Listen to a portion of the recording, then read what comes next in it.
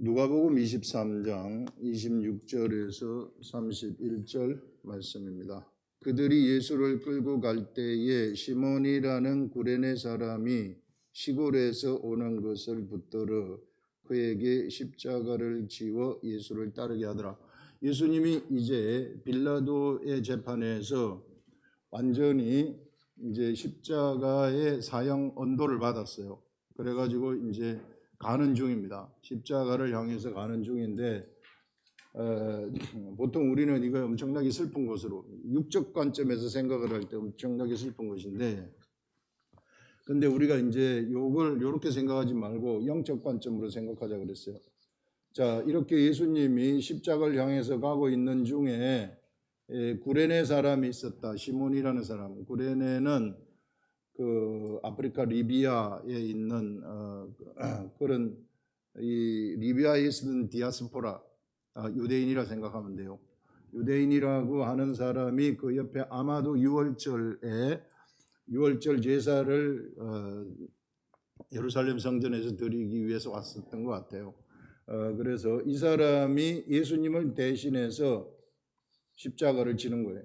대신해서 지고 가게 된다. 이게 이제 이게 로마 군병들은요,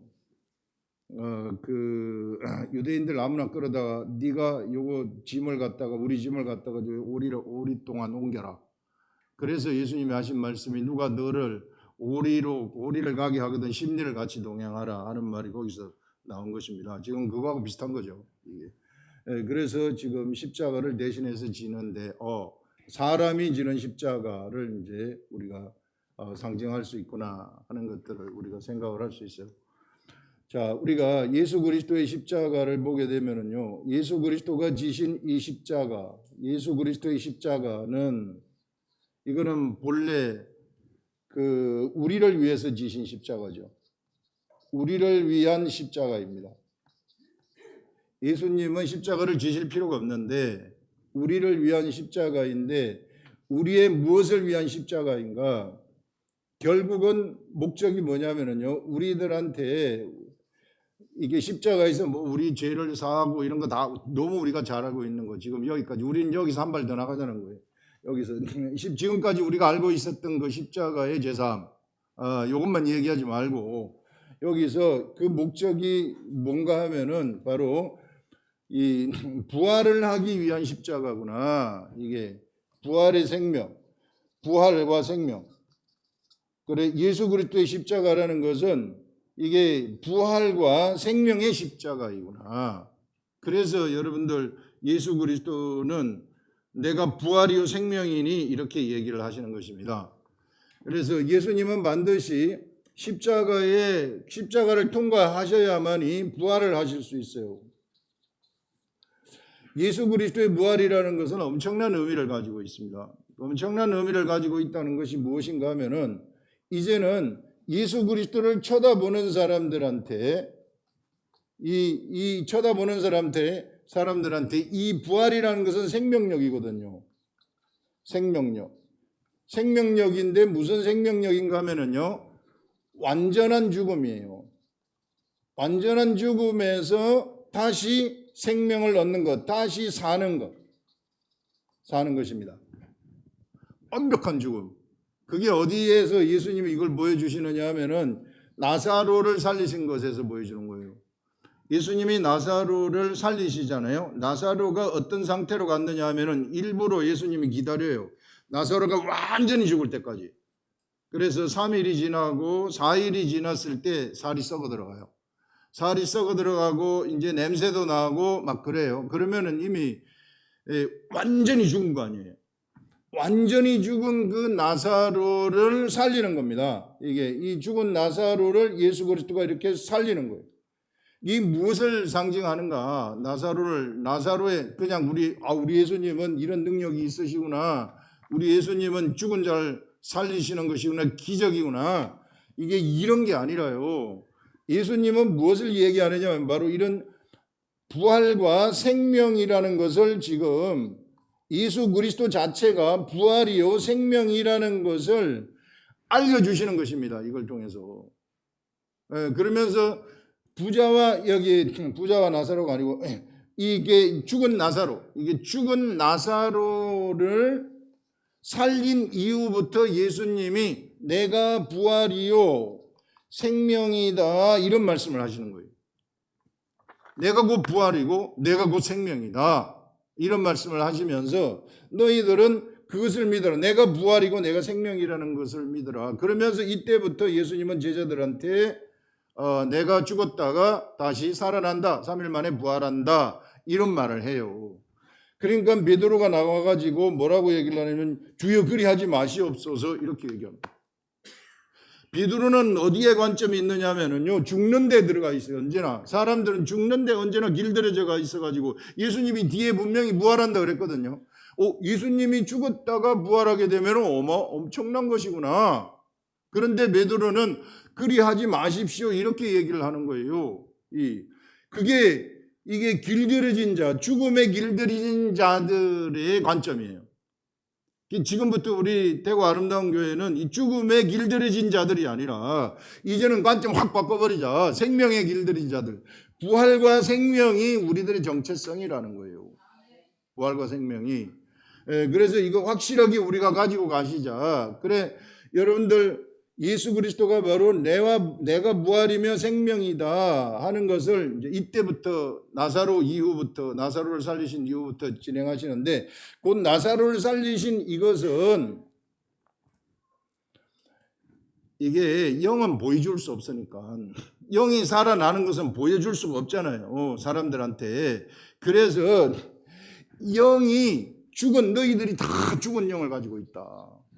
너희들이 다 죽은 영을 가지고 있는데 그래서 너희들이 죽는 것이다. 그런데 이 죽은 영이 나사로가 이렇게 살아나는 것처럼 죽은 영이 살아나게 되어진다. 나사로처럼 살아나게 되어지는 그런 일들이 일어난다 하는 것을 얘기하는 거예요. 그래서 나사로의 사건이 그냥 단순히 나사로가 죽은 데서 부활했다. 죽은 데서 다시 살아났다. 이렇게 생각하시면 안 돼요. 그래서 우리 예수님이 무슨 일을 하실 때는요, 반드시 거기에 대한 하신 것에 의미가 있습니다. 그 의미가 뭐냐 하면은, 이제는 어떤 시대가 펼쳐지느냐면, 조금만 있어봐라. 어떤 일이 일어나냐 하면은, 너희들이 다 지금 죽은 영들인데, 죽은 영을 가지고 있는데, 이 사망의 영, 이 죽은 영에 길들여져 있기 때문에 맨날 죽는 것만 생각한다. 그런데 이제는 조금만 있으면은 너희들이 이제 이 나사로가 살아난 것처럼, 이거는 죽은 영이 사는 영으로 살려주는 영으로 바뀐다 하는 것을 알려주는 거예요. 살려주는 영. 그래서 예수 그리스도를 통해서 태어난 사람들은 살려주는 영을 받은 자들인데 바로 이 부활이요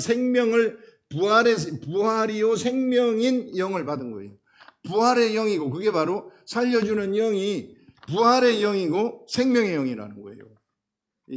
그래서 부활의 영이고 생명의 영이 탄생을 하게 된다 하는 것을 이렇게 죽은 영에서 이와 같이 바뀌게 된다는 것을 예수 그리스도가 부활을 말씀을 하시면서 이 사건을 일으킨 다음에 부활을 말씀하시면서 가르쳐 주시는 것입니다.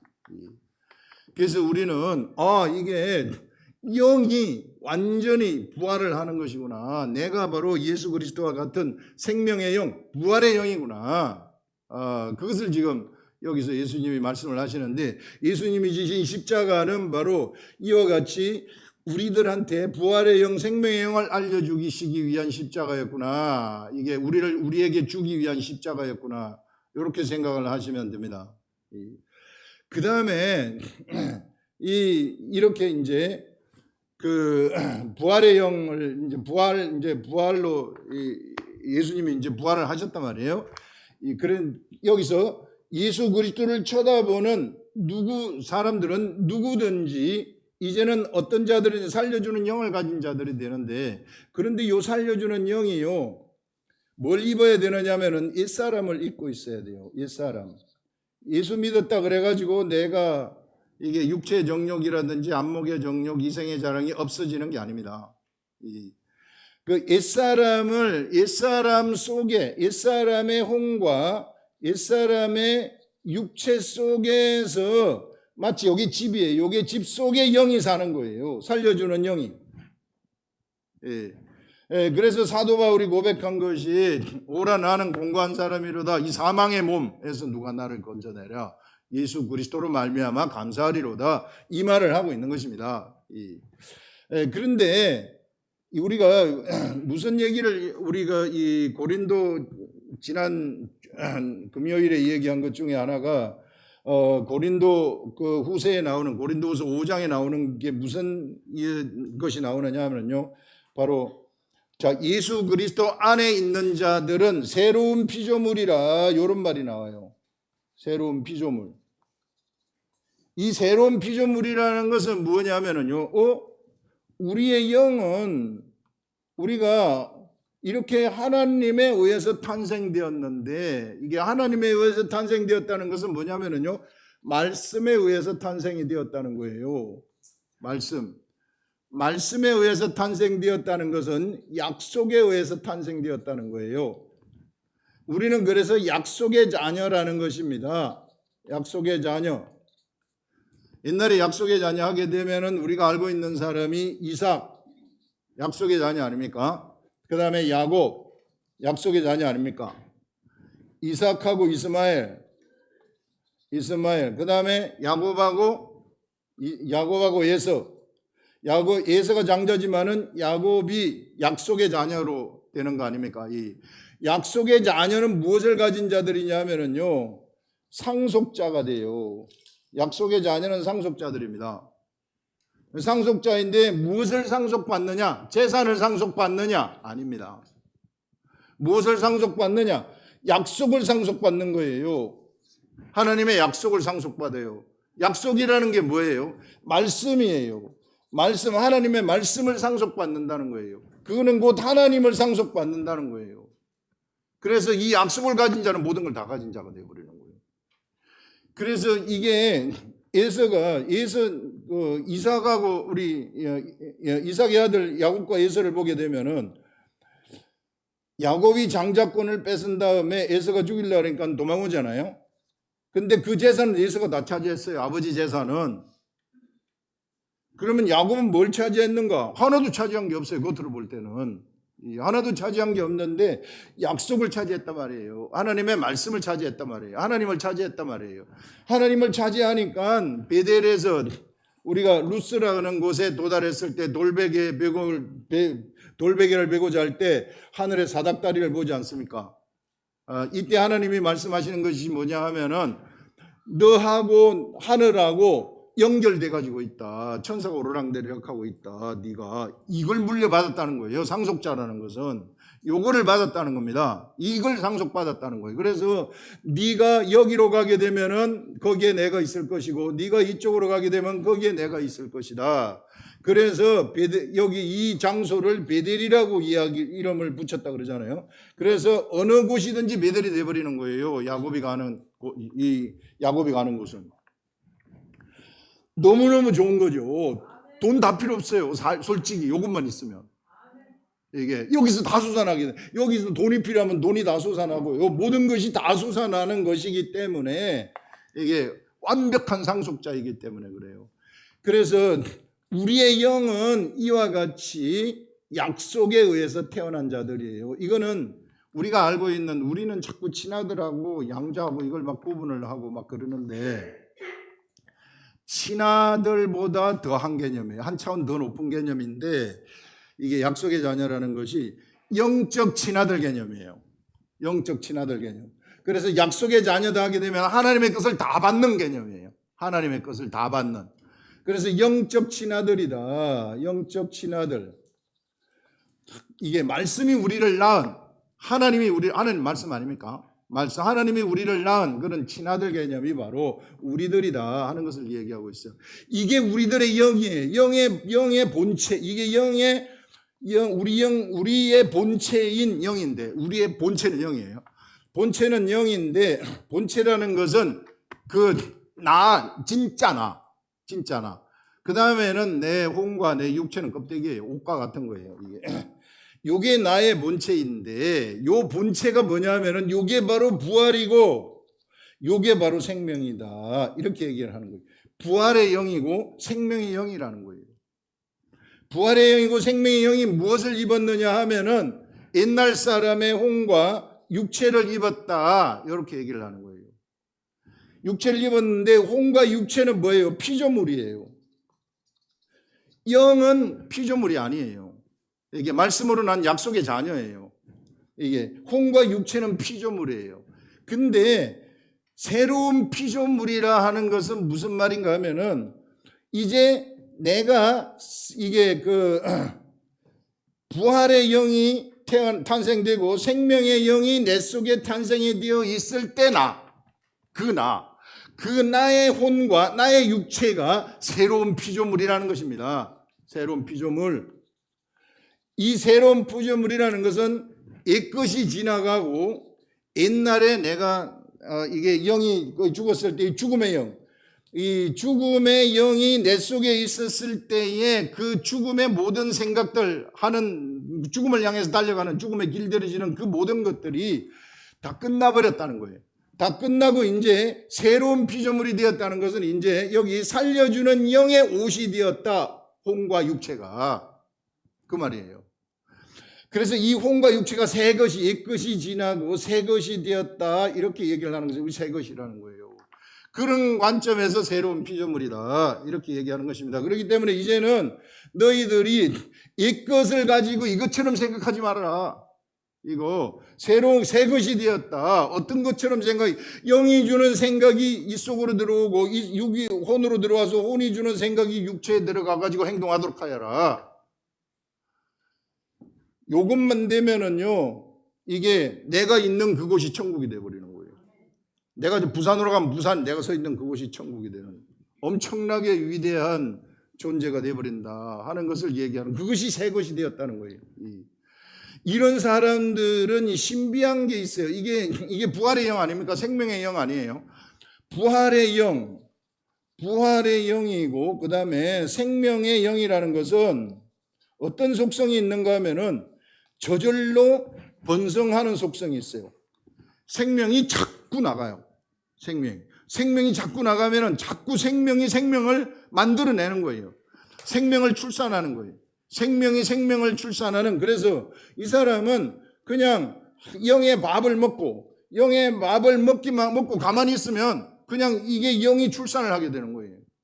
영이 출산을 해가지고 저절로 커지는 속성이 있는 것입니다. 이게 저절로 커지는 그런 속성이 있는데 그것이 바로 무엇인가 하면은요, 이게 천국이라는 거예요. 그래서 이 시대에는 바로 영을 따라서 갈 때에 천국이 확장되어지는 그런 일들이 일어난다 하는 것을 우리한테 뚜렷하게 얘기를 하고 있습니다. 여러분들, 이게요 바로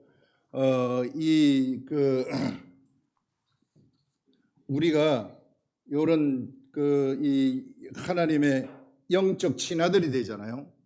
영적 친아들이 되었다는 것은 무엇을 얘기하느냐 하면은 바로 그 기업, 하늘의 기업을 다 가졌다는 거예요. 이게 최고의 기업을 가졌다는 것입니다. 그래서 그걸 지금 우리가 여기서 이제 이야기를 할 수 있고, 예수 그리스도의 십자가에서 그 다음에 나오는 것이 뭐냐 하면은 예수님이 여인들, 백성들 울면서 막 따라오잖아요. 울면서 따라올 때에 예수님이 뭐라고 얘기를 하느냐면, 예루살렘 딸들아 울지 마라. 나를 위해서 울지 말고 누구를 위해서 우느냐 하면은 너희 아들들을 위해서 울고 너를 위해서 울어라. 너와 너희 아들들을 위해서 울어라. 이렇게 얘기하는 거예요. 예루살렘 딸들이라는 것은 이스라엘한테 얘기하는 겁니다. 이스라엘, 남유대죠. 남유대가 이제는 지금 너희들이 무엇을 가지고 있었느냐 하면은 하나님의 기업을 가지고 있었다는 거예요. 오늘 기업이 얘기해요. 기업. 하나님의 기업을 가지고 있었는데 너희들이 가지고 있었던 그 기업은 재산이 아니다. 돈이 아니다. 우리는 우리 육의 세계에서는 아버지의 기업을 가졌다. 아버지가 물려준 돈 물려받는 거죠. 아버지가 가지고 있는 회사 물려받는 거죠. 근데 너희들이 물려받는 것은 그런 이게 유형이 아니라 무형이다. 무형이 뭐냐면은 이 기업은 바로 약속이라는 거예요. 말씀이라는 거예요. 너희들이 말씀의 기업을 물려받았다. 그래서 이스라엘 백성들이 축복은 무슨 축복이었느냐 하면 그들이 하나님의 말씀을 맡은 것이 축복이었어요. 세상에 축복받은 것이 그들이 말씀을 맡았기 때문이라. 그런데 이제 이 말씀을 뺏겨버린다는 것입니다. 이 시대가 끝나버린다는 거예요. 이 시대. 새로운 시대가 들어오기, 지금 새로운 시대가 준비되고 있는데, 부활의 시대가 준비되고 있는데, 이 부활의 시대, 내가 십자가를 통과하기만 하면은, 너희들이 나를 죽여서 내가 여기 가는데, 내가 이 십자가를 통과하게 되면은 부활의 시대가 시작이 되는데, 이 부활의 시대에는 새로운 기업이 나타난다. 새로운 기업. 그 새로운 기업이 무엇인가? 예수 그리스도예요. 예수 그리스도 기업을, 이게 예수 그리스도가 기업인데 예수 그리스도는 곧 말씀이죠. 이 새로운 기업이 나타나게 되는데 이 새로운 기업을 사람들이 가지게 되어진다. 예수 그리스도를 각자 가지게 되어지는 새로운 시대가 펼쳐지는데 너희들과 너희 아들들은 거기서 제외가 될 수 있다 하는 것을 얘기하는 거예요. 이게 유대인들의 비극입니다. 유대인들의 비극. 예수 그리스도는 이 유대인들을 구원하러 오셨지만 그들이 예수 그리스도를 배척했기 때문에 그래서 이 기업, 예수 그리스도라는 이 기업이 이방인들에게 가게 되어지는 것이구나. 이방인들에게 가는 그것이 바로 오늘날 우리에게까지, 우리나라에게까지 전달되어 가지고 우리가 그 기업을 가져버린 자들이 되어버린 거죠. 기막힌 거죠. 이들이 가지고 있었던 그 예수 그리스도 십자가 이전의 말씀의 기업이라는 것은 이 기업을 자기들이 가나안 땅에서 율법의 말씀을 가지고 가나안 땅이라는 그것도 그래요. 가나안 땅도요. 이게 하나님이 모세한테 율법의 말씀을 주시잖아요. 이 율법의 말씀을 주시면은 이 율법의 말씀을 실행하기 위해서 이 율법은 말씀 아닙니까? 이 실행하기 위해서 이 말씀이 가나안을 정복하는 거예요. 이 가나안 정복은 그들이 말씀을 맡았기 때문에 그래서 가나안이 정복이 되는 겁니다. 그래서 가나안을 정복해 가지고 이 말씀을 실행할 땅을 나눠주는 거예요. 그래서 땅이 이스라엘 백성들한테는 기업으로 생각이 되는 것입니다. 그 땅을. 그런데 실상은 땅의 기업이 아니라 실상은 말씀이에요. 말씀이 그 기업을 보이는 것으로 나타낸 거죠. 이게 그 말씀이. 그래서 이 기업을 얘기를 하는 것입니다. 그래, 이제는 이런 너희들이 율법의 말씀을 받아가지고 말씀을 맡았기 때문에 가나안 땅을 가지고서 거기서 농사를 지어가지고 이게 그 다음에 하나님이 주신 성전에서 제사를 드리게 된 것이다. 그러면서 뭘 기다렸느냐? 무엇을 기다리느냐면 진짜 기업을 기다린 것입니다. 메시아를 기다리라 이야기를 한 거죠. 메시아를 기다리라 해서 이들이 가지고 있었던 기업은 기다리는 기업이에요. 멀리서 예수 그리스도를 보는 기업이에요. 그걸 기업을 가지고 있었는데 그런데 이후에 예수 그리스도 이후에 나타난 기업은 메시아 그 자체예요. 그 자체를 우리가 가져버린다는 것입니다. 이게 우리가 얼마나 영적 이 관점에서 보게 되면은 좋은 시대에 살고 있는지 몰라요. 이런 위대한 시대 속에 우리가 지금 들어와 있구나. 이런 영적 실상들을 우리가 알면은 정말 우리는 이게 우리처럼 큰 축복을 받은 사람들이 없어요. 그래서 이런 세계를 여러분들이 어떻게 해서든지 아셔가지고 내가 이 기업을 받았구나. 생명의 기업, 부활의 기업을 받았구나. 엄청난 그러한 기업을 받았다는 것입니다. 그런데 유대인들이 이제 십자가를 예수 그리스도의 십자가를 통과하지 못하면 어떻게 되는가? 이때부터 예수 그리스도의 십자가 이후부터는 심판의 시대가 시작이 돼요. 심판의 시대. 여기서 예수 그리스도의 십자가를 통과하지 못한 사람들은 모두가 다 심판을 받습니다. 모두 심판. 영적 심판이지만 이게 볼 때 영적 심판인 것 같지만 실상은 참 심판이에요. 영적 심판이 참 심판이에요. 이게. 이 심판의 시대가 이때부터 시작이 된다 하는 것을 지금 알려주는 것입니다. 그런데 유대인들이 이것을 받아들이지 못했기 때문에 유대인들의 환경이 그들이 지금 완전히 잘못된 환경 속에 이 새로 예수 그리스도의 십자가를 받아들일 수 있는 환경이 아니라는 거예요. 이게 완전히 잘못된 환경 속에 빠져가지고 있었기 때문에 그들이 생활 중심의 믿음 생활로 갔기 때문에 이 생각의 틀이 꽉 굳어져 가지고 있어요. 여러분들 생활 중심으로 믿음 생활하는 거 큰일 나는 겁니다. 완전히 이게 생각의 틀이 굳어져요. 그러면은 생각의 틀이 굳어지잖아요. 그러면 예수님이 앞에 와서 말을 해도 안 믿어요. 나는 이걸로 가겠다는 거예요. 지금 그걸 얘기하는 것입니다. 너희들이 이 생각의 틀이 굳어져 가지고 있다.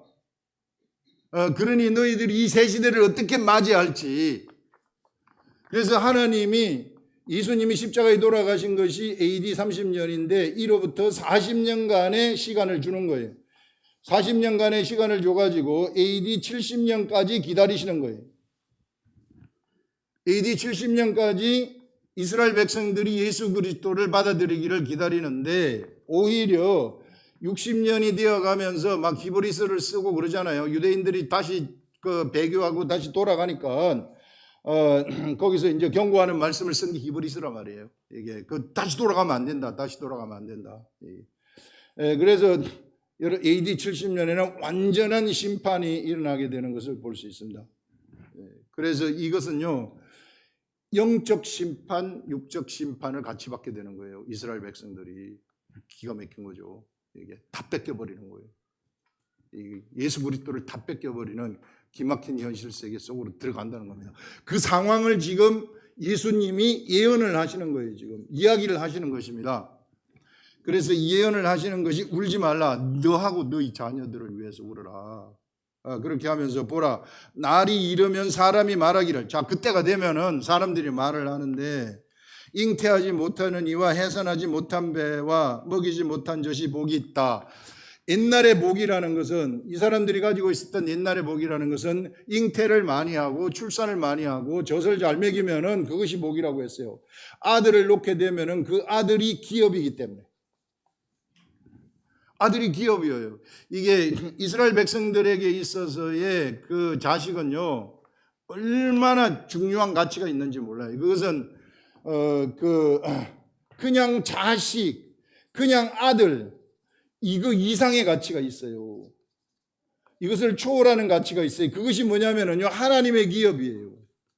하나님의 기업이라는 가치가 있는 겁니다. 그래서 옛날에 바벨론 제국이 그 어린애들 제1차 침공했을 때 어린애들 데려가잖아요. 다니엘이라든지 이런 이제 사드락, 메삭, 아벳노고 그때 끌려가는 거예요. 어린애들이. 그 어린애들이 끌려갈 때에 그 라마가 예루살렘 위에 라마 지역인데 거기서 슬피 우는 자가 있는데 라헬이 그 자식을 위해서 애곡함이라 이 말이 나오잖아요.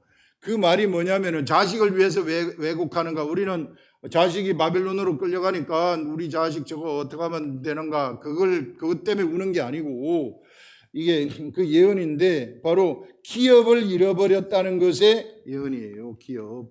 그들이 기업을 잃어버린다는 거. 기업을 잃어버린다는 것은 이게 이 예언이 라헬이 운다는 예언이 언제 성취되었느냐 하면은요, 예수님이 탄생을 하셨을 때에 유대 땅에서 예수님을 받아들이지를 못해요. 어린아이들을 다 죽이는 거예요, 헤롯이. 그래서 애굽으로 피신하잖아요. 이때 요 예언이 성취됐다고 얘기를 해요. 그것은 무엇인가 하면은 이게 유대 땅이 예수님을 수용하지 못하는구나. 이게 예수님을 기다렸던 그 유대 땅이 수용하지 못하고 그래서 뺏겨버리는 것이구나. 이미 이때 여기 있었던 일들이 예언되었구나 하는 것을 얘기하는 것입니다. 예수 그리스도 기업, 진짜 기업을 뺏겨버린다는 것입니다. 여러분들 우리가 진짜 기업을 뺏기는 것처럼 비참한 게 없어요. 이게 최고로 비참한 살. 그래서 옛날에는 이 사람들이 그렇게 복이 있었는데 이제는 이런 복이 다 필요 없다 하는 그것을 얘기하는 것이죠.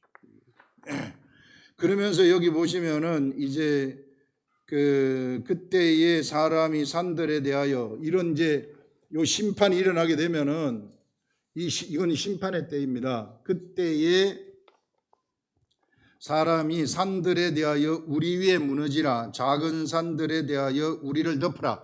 되게 어려운 말이에요. 요거는 우리가 이제 이런 것들은 이 어려운 말이기 때문에 요걸 내가 일부러 막 해석해서는 안 되고,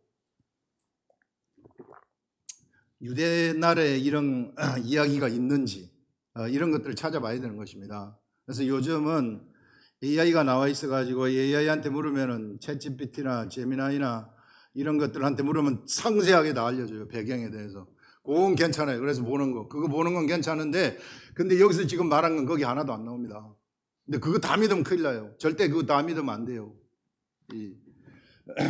다른 신학 논문들 전부 다 읽고 다 대답하는 것이기 때문에 다 믿으면 안 되고, 배경들은 거의 정확한 것 같아요. 배경을 설명해 주는 거. 그래서 그 배경에 보면은 호세아 10장에 나와요. 호세아 10장 8절에 어떤 내용이 나오는가 하면은, 호세아 10장 8절의 배경이라는 것은요, 여로보암 2세 때부터, 여로보암 2세 말기부터, 그 다음에 그때부터 막 왕조가 막 바뀝니다. 반란이 일어나면서 약 한 35년간 엄청난 그런 혼돈의 시대가 시작이 돼요.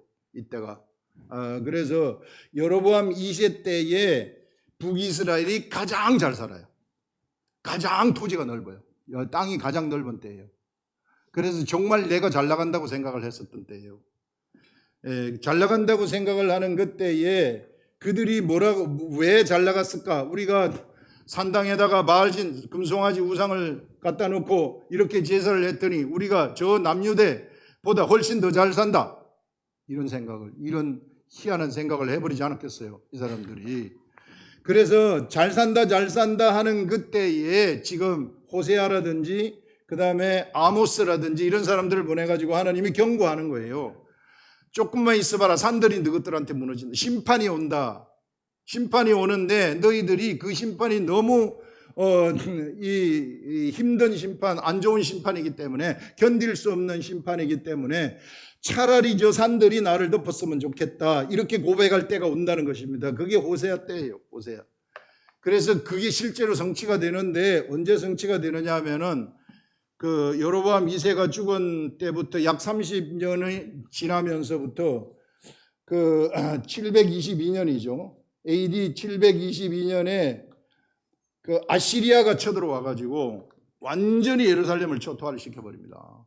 사마리아 성을 둘러싸고 있을 때 사마리아 성이 다 굶어 죽어요. 이런 식으로 기막힌 일들을 당하는 거예요. 그래서 여러분들 경제적으로 잘 나갈 때 조심하라는 거예요. 이거 엄청나게 나 잘 나간다 내가 뭐 이래도 괜찮네, 이거 조심하라는 것입니다. 굉장히 가장 위험한 게 그거예요. 차라리 못 나가는 게 좋아. 영적 관점에서 보면은 차라리 가난한 게 좋아요. 영적 관점에서 보면은 차라리 고난에 있는 게 더 좋아요. 하나님하고 가까워질 수 있기 때문에. 그래서 여러분, 번영이라는 것이 결코 좋은 것은 아니구나. 이때 가장 번영했어요. 이거 땅이 가장 넓고 이게 경제적으로 엄청나게 잘 살고 이랬었던 때에 뭐라고 예언을 하느냐면은 호세아가 벤아웻, 그 베델이에요. 베델에다가 금송아지 우상을 세운 그 장소를 벤아웻이라고 이야기를 합니다. 이게 여기에 그 금송아지 우상을 갖다 놓고 섬겼는데, 그래서 우리가 여기 금송아지 우상을 갖다 놓고 섬겼기 때문에 우리가 이렇게 잘 살고 잘 되고 있다, 나라가. 그런데 호세아가 와서 예언하기를 벳아웬이 찔레가 나는 곳이 된다고 얘기를 해요. 찔레. 끝나버린다 그 말이에요. 찔레면은 다 회파된다는 거 아닙니까? 그걸 얘기하는 거예요. 그걸 지금 예수님이 다시 얘기하는 거예요. 여기서 심판, 유대인에 대한 완전한 심판. 유대인. 그뿐만 아니라 이제 예수 그리스도의 십자가를 통과하지 못한 사람들에 대한 완전한 심판을 얘기하는 거예요. 이 완전한 심판은 어느 누구도 피해갈 수가 없다. 모든 사람들, 어느 누구도 피해갈 수 없다 하면서 여기서 나오는 것이 우리를 덮으라. 작은 산들에 대하여 이제 큰 산도 나를 덮어, 그냥 차라리 나를 덮어가지고 내가 여기 덮여서 죽었으면 좋겠다. 이거거든요. 예, 그 다음에 작은 산들, 언덕 아닙니까? 언덕이 우리를 덮어라 하리라. 큰 산이 무너지고 우리를 덮어라 하리라. 이게 우리를 차라리 이렇게 죽는 게 좋다. 푸른 나무에도 이같이 하거든 마른 나무에 어떻게 되려? 이거 굉장히 어려운 나무예요. 푸른 나무 우리 수요일에도 얘기를 했었는데 마른 나무가 있어요. 근데 이거 AI한테 물어보게 되면은 푸른 나무를 예수 그리스도라고 얘기를 해요. 근데 마른 나무는 그냥 죄인들이라고 얘기하고. 근데 우리가 지금 오늘 여기서 얘기한 관점을 우리가 볼 줄 알아야 되는데, 우리가 오늘 얘기한 관점은 뭐냐면은요, 십자가의 부활의 생명의 관점이에요. 부활의 생명에서 관점에서 봤을 때 예수 그리스도가 심판을 받으시는가, 이런 관점을 봐야 돼요. 예수 그리스도는 스스로 십자가에 죽으시면서 부활하시기 위해서, 예수님은 죽음에서 부활하시기 위해서 죽으신 거예요. 죽음에서 부활하시기 위해서 죽었는데, 이걸 만약에 우리가 이 푸른 나무를 예수 그리스도 심판받았는가? 여기 그 구약시대 사람들처럼, 구약시대 아시리아 제국이 쳐들어올 때의 그 사람들처럼 그렇게 될 수 있는 거 아닙니까? 이게 어찌 보면은 예수 그리스도도 이렇게 심판받는데 하물며 너희 죄인들은 어떤 심판을 받을 것인가 이렇게 할 수도 있으나, 그래서 AI들 많은 사람들이 이렇다고 얘기를 하는데, 우리가 오늘의 관점을 우리가 가만히 쳐다보게 되면은 심판이라는 것이 모든 사람이 다 심판 위에 놓여 있다. 근데 어떤 사람들은 푸른 나무가 될 수도 있고 어떤 사람은 마른 나무가 될 수 있는데, 푸른 나무도 심판을 받고 마른 나무도 심판을 받는다 하는 이런 차원으로 우리가, 이게 제 해석이 꼭 맞다 틀리다 이렇게 말할 수 없지만은, 우리가 이 말씀 흐르는 관점에서 봤을 때에 푸른 나무, 세상에는 푸른 나무 같은 의인들도 있을 수 있다는 거예요. 세상에 마른 나무 같은 죄인들도, 완전히 죄인들도 있을 수 있는데 모두 다 심판받는다. 아무도 피해가지 못한다, 이 심판은. 그래서 여러분들, 예수 그리스도 이후에 이 심판이라는 것은 어느 누구도 피해가지 못하니, 그러니 지금 예수님이 이게 미리 호세아처럼 예언하는 거 아닙니까? 이 사람들한테, 예루살렘 딸들아, 이게 내가 너희들한테 미리 이게 예언을 한다. 그러니 정신 바짝 차리고 다가올 시대 심판을 준비하여라. 심판을 준비하고 내 말을 들으라. 나를 따르라 하는 그런 말 아니겠습니까? 이런 것들을 여기서 우리들한테 오늘 이야기를 하고 있습니다. 기도하겠습니다.